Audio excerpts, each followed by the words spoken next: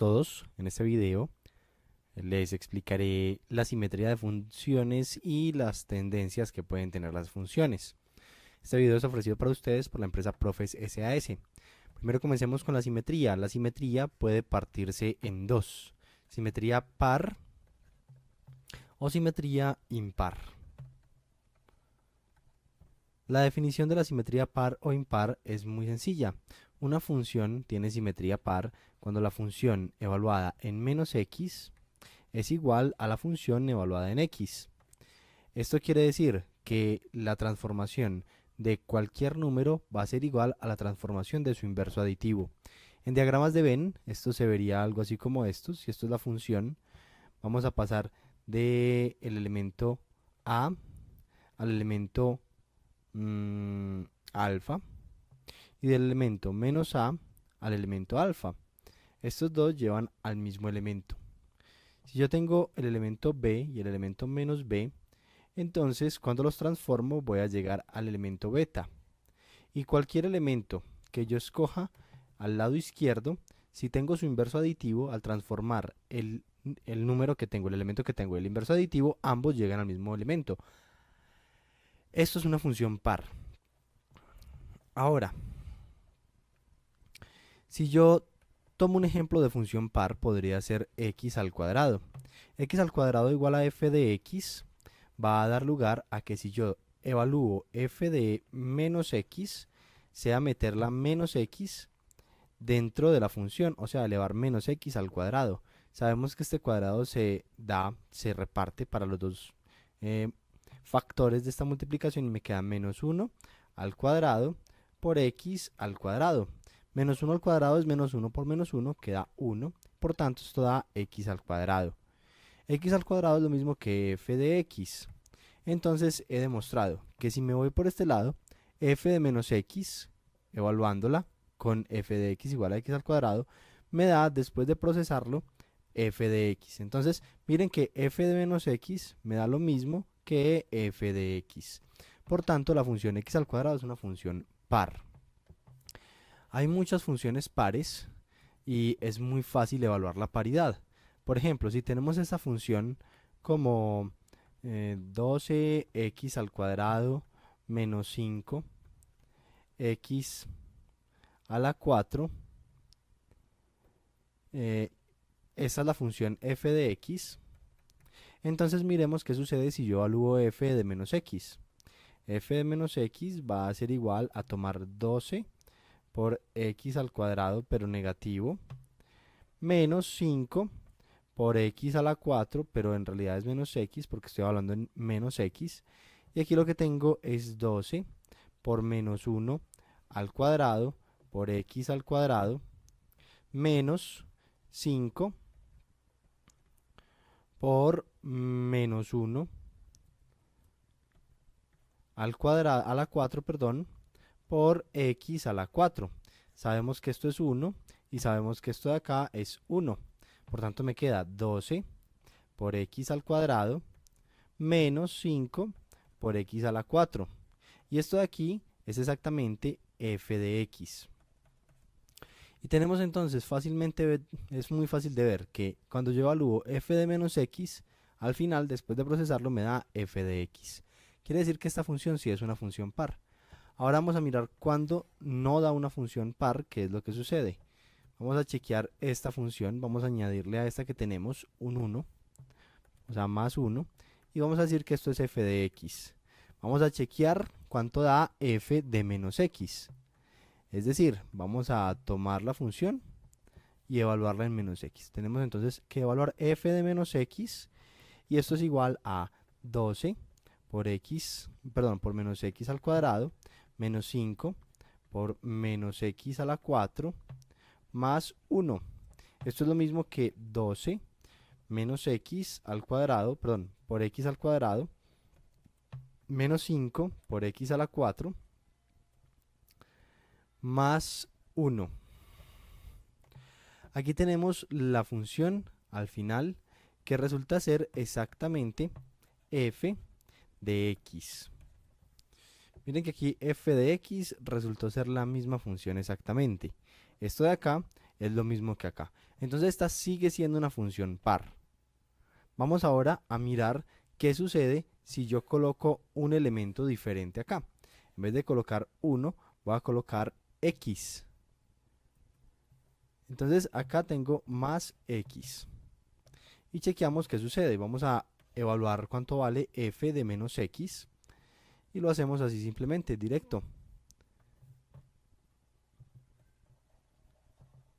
Tenemos entonces, f de menos x será 12 menos x al cuadrado menos 5x a la 4, pero es menos x en realidad,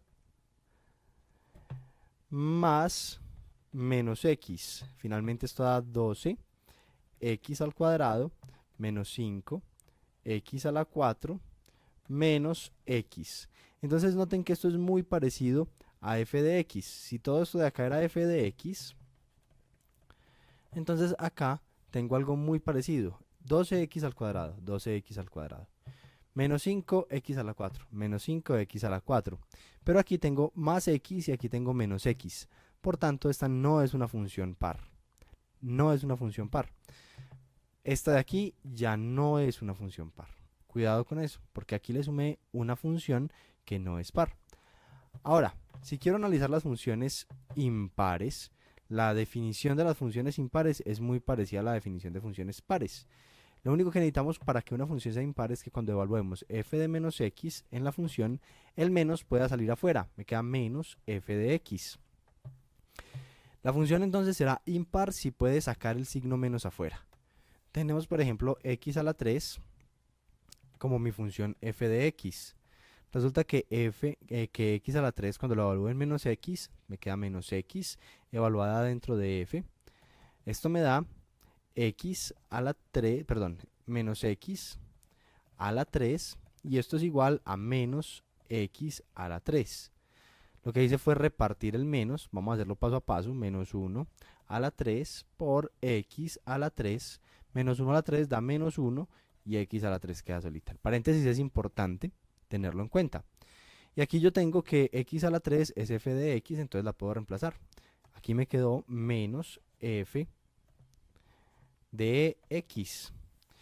Pude entender al final que cuando yo meto el menos adentro en la x, sale y queda menos f de x positiva. Esta es la forma de tomar una función que es impar. Vamos a chequear otra función impar. Por ejemplo, la función seno.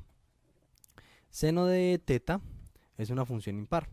Vamos a chequear si sí.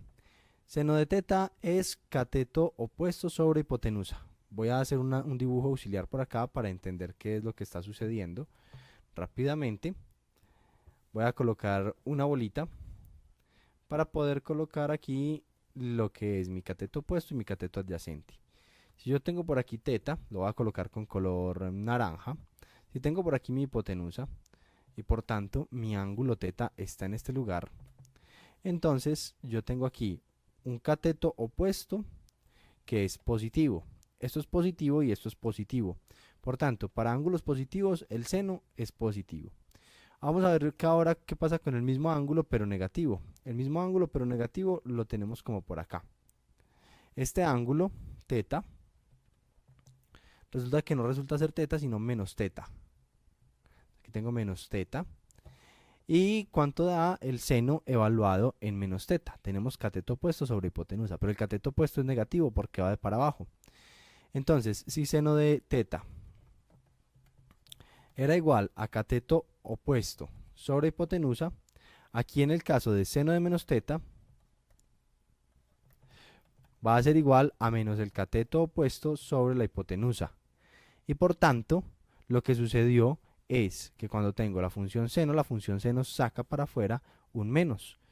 Miren acá, esto de aquí es exactamente lo mismo que tener seno, lo mismo que tener seno de teta pero negativo, porque el seno de teta es cateto opuesto sobre hipotenusa. Entonces seno de menos teta igual a menos seno de teta, por tanto la función es impar.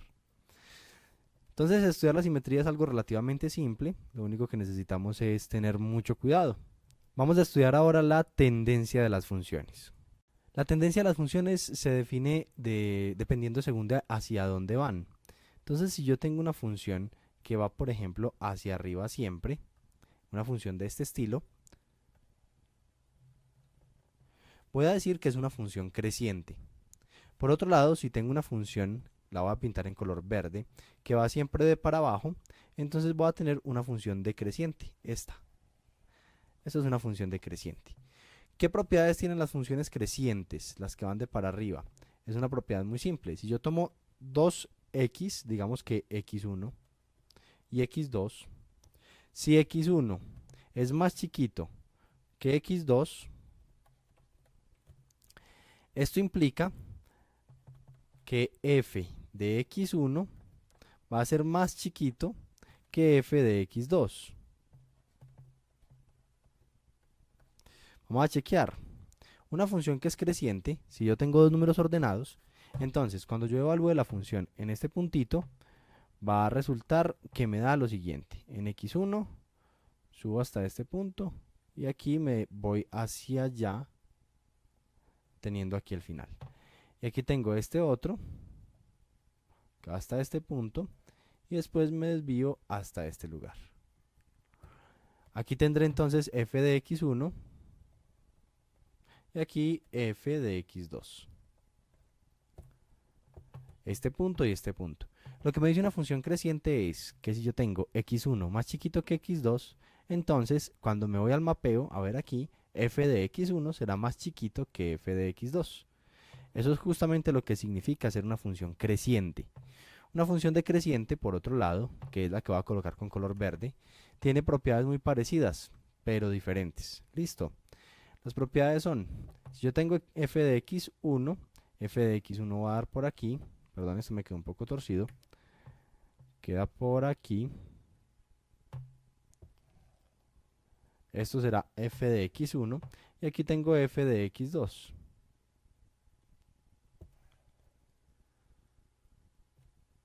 Muy bien, si notamos esto nos tenemos cuenta aquí que tenemos f de x1 arriba y f de x2 abajo. Y por tanto, las condiciones para una función que es decreciente es que si x1 es más chiquito que x2, entonces f de x2 es más chiquito que f de x1. ¿Qué quiere decir? Que si x1 es más chiquito que x2, entonces f de x2 es más chiquito que f de x1. Aquí están trocados y aquí están así derechitos. Eso es lo que significa tener una función creciente o decreciente.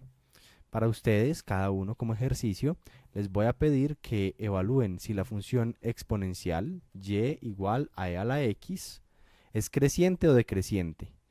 Que si la función seno hiperbólico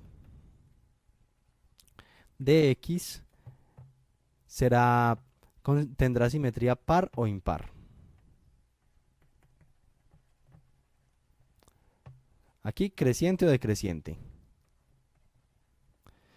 Que si la función y igual al logaritmo natural de x es una función creciente o decreciente. Que la función x al cuadrado más 2 x a la 4 menos 5 será par o impar.